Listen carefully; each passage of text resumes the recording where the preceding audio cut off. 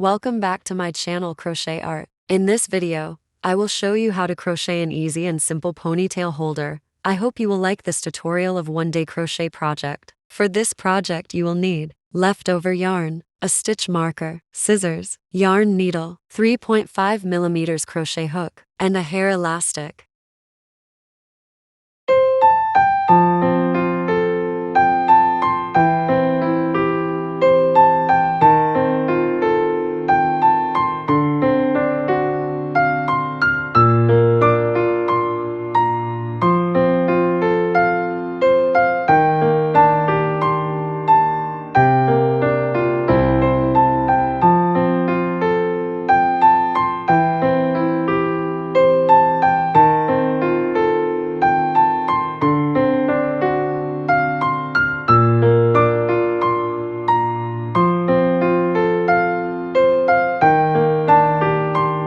Tucking the yarn tail in and make a single crochet.